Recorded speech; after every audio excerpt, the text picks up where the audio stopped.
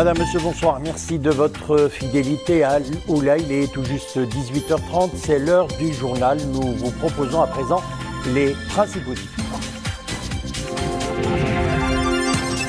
Inauguration du musée du Louvre, Abu Dhabi. Sa Majesté le roi Mohammed VI, qui effectue une visite de travail et d'amitié aux Émirats arabes unis, a pris part à ce grand événement d'inauguration de cette grande réalisation. Technologie spatiale, le Maroc désormais dans la cour des grands. Le premier satellite marocain d'observation de la Terre, baptisé Mohammed VI A, lancé depuis la Guyane française, a été mis sur orbite. C'était peu avant l'aube ce matin. Et puis page culturelle, l'artiste photographe portugais Rui Pires expose ses œuvres à la Villa des Arabas, des clichés sur les villages et sur le monde rural au Portugal, mais également au Maroc. Grande cérémonie cet après-midi d'inauguration du musée du Louvre Abu Dhabi qui étale ses trésors sous un dôme de 180 mètres de diamètre avec une architecture inspirée des Médinas arabes. Sa Majesté le roi Mohammed VI, qui effectue une visite de travail et d'amitié aux Émirats arabes unis, a pris part à ce grand événement d'inauguration de l'immense musée qui met en lumière les thèmes universels et les influences communes entre les cultures de la préhistoire à nos jours.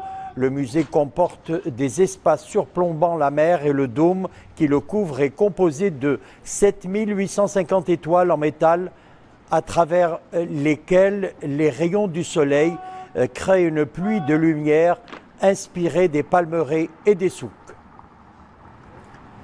Le musée comporte des œuvres de grands peintres, mais aussi par exemple dans l'une des salles, côte à côte, une feuille d'un Coran bleu du 9e siècle, 2 volumes d'une Bible gothique du 13e siècle et une Torah yéménite de la fin du 15e siècle.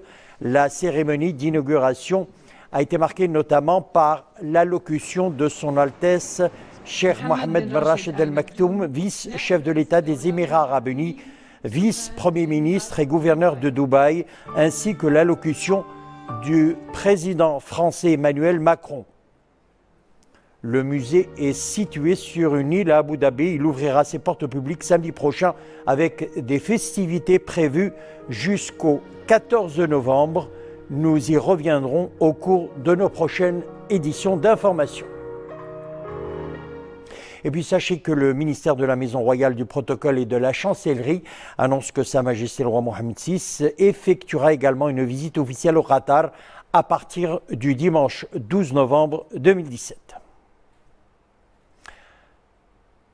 Sa Majesté le roi Mohammed VI a réitéré dans son discours à l'occasion du 42e anniversaire de la Marche verte la position ferme du royaume concernant l'affaire du Sahara marocain, soulignant qu'aucun règlement de cette question n'est possible en dehors de la souveraineté pleine et entière du Maroc sur son Sahara et en dehors de l'initiative d'autonomie. Mohamed Aïtleshkar. Alhamdulillah. Aucun règlement de l'affaire du Sahara n'est possible en dehors de la souveraineté pleine et entière du Maroc sur son Sahara et en dehors de l'initiative d'autonomie dont la communauté internationale a reconnu le sérieux et la crédibilité. C'est ce qu'a souligné Sa Majesté le roi Mohammed VI dans son discours à la nation à l'occasion du 42e anniversaire de la Marche verte. Sa Majesté le roi a rappelé que le Maroc maintient son engagement d'adhérer à la dynamique actuelle voulue par le secrétaire général de l'ONU et de coopérer avec son envoyé personnel. Il en sera ainsi tant que seront respectés les principes et les fondamentaux de la position marocaine, a tenu à préciser Sa Majesté le roi Mohammed VI, notant que le problème n'est pas tant de trouver une solution à cette affaire, mais plutôt d'arriver à définir le processus à suivre pour y parvenir. Et qu'il appartient aux parties à l'origine de ce conflit monté de toutes pièces d'assumer pleinement leurs responsabilités dans la recherche d'un règlement définitif. Le souverain a mis l'accent également sur la nécessité du plein respect des principes et fondamentaux retenu par le Conseil de sécurité pour le traitement de ce conflit régional artificiel, précisant que l'organe onusien est la seule instance internationale chargée de superviser le processus de règlement. Sa Majesté le roi Mohammed VI a réitéré également le refus catégorique de tout dépassement, de toute tentative de porter atteinte aux droits légitimes du Maroc et à ses intérêts supérieurs, de toute proposition obsolète visant à écarter le plan de règlement des paramètres référentiels retenus, de l'insertion abusive d'autres sujets lesquels sont traités par des institutions compétentes.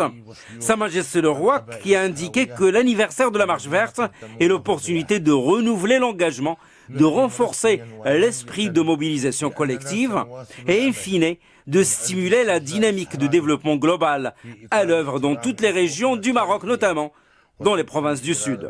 Cette entreprise est menée dans le cadre d'un Maroc uni, garantissant à tous ses enfants la liberté, la dignité et la justice sociale, a expliqué Sa Majesté le roi Mohammed VI. Technologie spatiale, le Maroc désormais dans la cour des grands. Le Maroc qui a vécu peu avant l'aube un nouvel épisode de son histoire moderne et dans l'accomplissement de son dessein national en devenant l'un des rares pays à avoir son propre satellite dans le club très sélect des nations qui disposent d'une technologie similaire. C'est à Kourou en Guyane française qu'Ariane Space, via son lanceur Vega, réussit à mettre sur orbite le premier satellite marocain d'observation de la Terre baptisé Mohammed VI-A, fruit d'une coopération maroco-française mise au service des ambitions légitimes du royaume de garantir son développement, sa prospérité et son rayonnement. 1h42, 31 secondes, temps universel, 22h49. Au centre spatial de Kourou, le satellite Mohammed VI-A est lancé dans le ciel guyanais.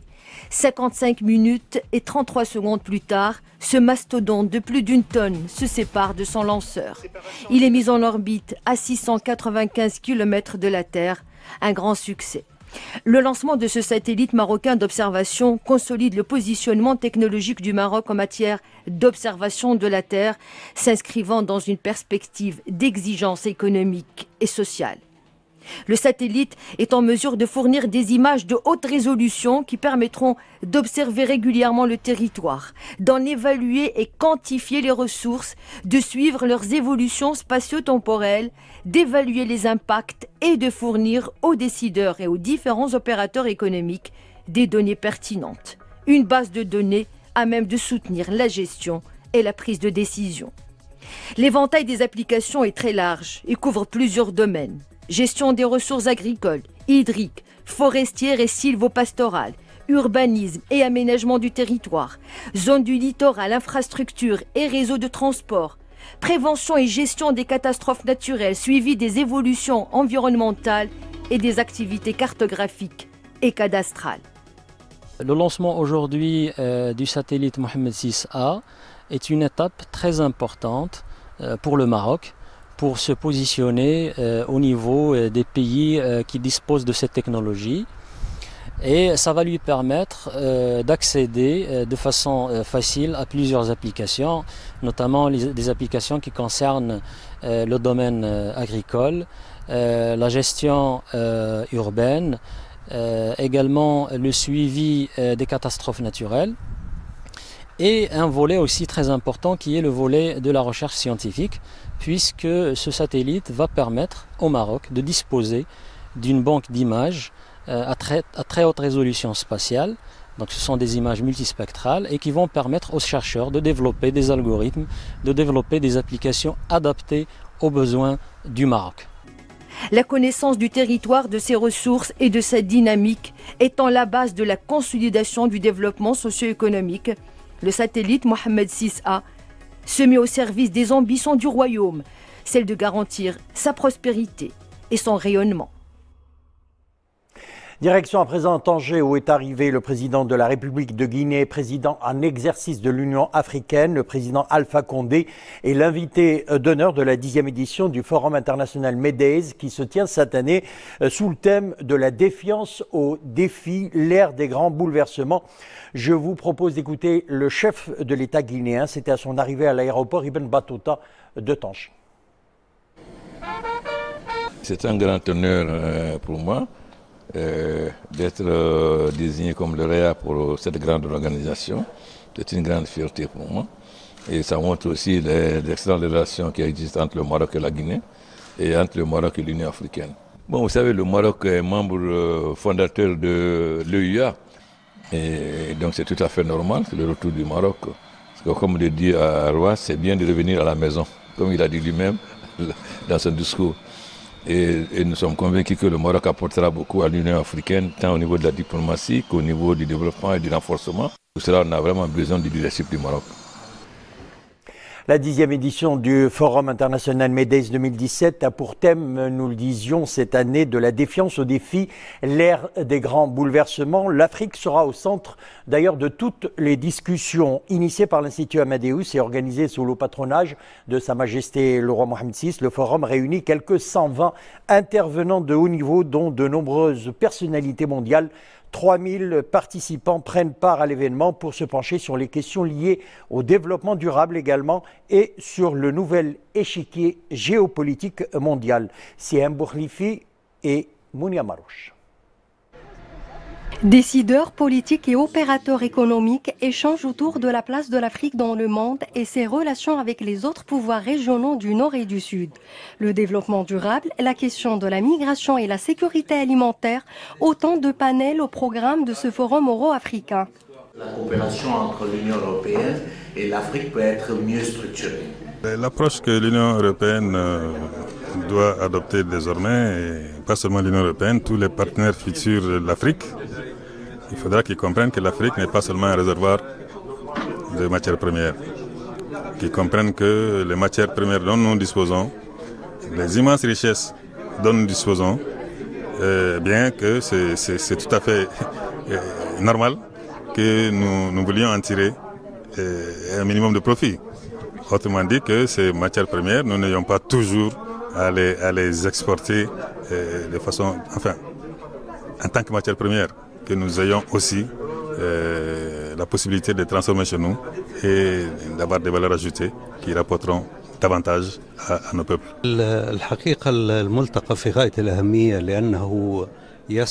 Ce rendez-vous international revêt une importance prépondérante non seulement au niveau des thématiques abordées sur les rapports entre l'Afrique et l'Europe, mais surtout de la qualité de l'intervention des participants. Les congressistes se penchent sur les différentes problématiques de notre ère et proposent les moyens pour gagner le challenge de l'humanité. La dimension sud-sud et les rapports sud-nord sont l'ADN de ce think tank. Je dirais que ce partenariat devrait être multidimensionnel. L'Afrique a besoin de modifier son modèle de développement économique qui repose principalement sur l'exploitation des ressources pétrolières et minières. Elle a besoin de devenir une force industrielle apte à créer des offres d'emploi pour ses habitants. L'Afrique connaît une forte évolution démographique. Environ quelques 3000 participants et 150 intervenants de haut niveau participent à ce forum international, dont d'anciens chefs d'État et de gouvernement et des prix Nobel.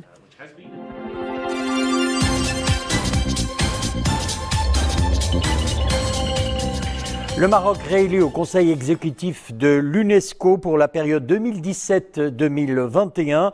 C'était lors des élections qui se sont déroulées en marge des travaux de la 39e session de la conférence générale de l'Organisation des Nations Unies pour l'éducation, la science et la culture. Le président américain Donald Trump a entamé ce mercredi en Chine l'étape la plus délicate de sa tournée asiatique. En provenance de Séoul, Donald Trump cherche à obtenir le soutien de Pékin dans sa croisade contre la Corée du Nord. J'attends avec une grande impatience de rencontrer le président Xi Jinping qui vient tout juste de remporter une grande victoire politique.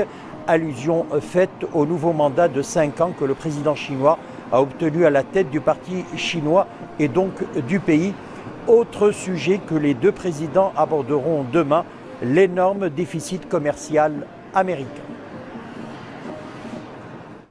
Et puis la ville de Da Nang au Vietnam se prépare à accueillir les dirigeants des pays de l'Asie-Pacifique, un forum annuel qui aura pour point fort le discours de Donald Trump, justement, dont les positions protectionnistes donnent des sueurs froides aux dirigeants de la région.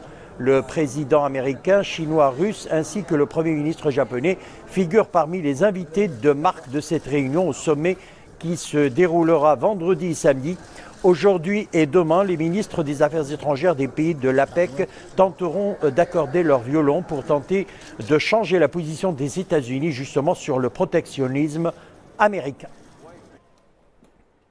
Et puis à présent, direction le Bangladesh, le taux de malnutrition potentiellement mortelle a augmenté de façon dramatique chez les enfants Rohingyas qui ont fui la Birmanie. Le nombre d'enfants souffrant de la faim a doublé en quelques mois, annonce l'UNICEF. À cela s'ajoute, selon des rumeurs, le trafic d'enfants Rohingyas. La pression de l'ONU sur la Birmanie dans la crise se fait de plus en plus sentir. Le Conseil de sécurité de l'ONU a d'ailleurs appelé la Birmanie à mettre un frein à sa campagne militaire dans l'état de Rakhine.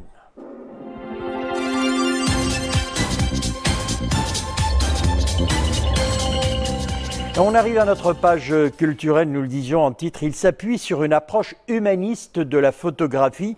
Ces clichés en noir et blanc sont le résultat d'un long processus de création artistique. Il s'agit du photographe portugais Rui Pires. L'artiste expose ses œuvres à la Villa des Arts à Rabat, des clichés sur les villages et sur le monde rural au Portugal, mais également au Maroc. Zakaria Mokinbil. Des Marocains vêtus d'habits traditionnels typiques, des coutumes ancestrales et une authenticité indéniable. Les portraits de Marocains vivant au milieu rural dévoilent des hommes, des femmes et des enfants dans leur quotidien. Des chaînes de montagnes du Rif, en passant par les villages du Haut-Atlas, jusqu'au désert du Sud. Les campagnes sont représentées dans toute leur beauté. Le photographe Rui Pires a su capter des clichés expressifs et pittoresques.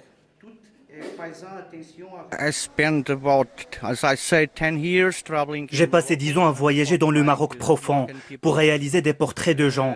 J'ai essayé de chercher des similitudes entre nos deux sociétés, les Portugais et les Marocains, parce que nous partageons une longue histoire commune. L'exposition montre aussi des villages du Portugal, pays d'origine du photographe. Ce projet a pour objectif de sauvegarder un mode de vie en voie de disparition à cause de l'exode rural. Ces photographies offrent un voyage dans les territoires ruraux diversifiés du Portugal. Ce ne sont pas seulement des photographies d'un photographe, ce sont des photographies d'un homme qui aime, qui comprend, qui essaie de voir l'âme des choses dont il fait le portrait, qui se donne le temps de parler avec les gens, de les connaître. Le photographe Rui Pires s'est spécialisé en analyse et évaluation de l'image. Il a réalisé des reportages dans plusieurs pays pour des ONG. L'artiste a à son actif plus de 50 prix internationaux. L'exposition se poursuit à Rabat jusqu'au 7 janvier. Et puis on referme notre édition par ces extraits de la soirée organisée au Théâtre National Mohamed V de Rabat. Une soirée organisée à l'occasion du 42e anniversaire de la Marche verte. Je vous laisse apprécier quelques extraits.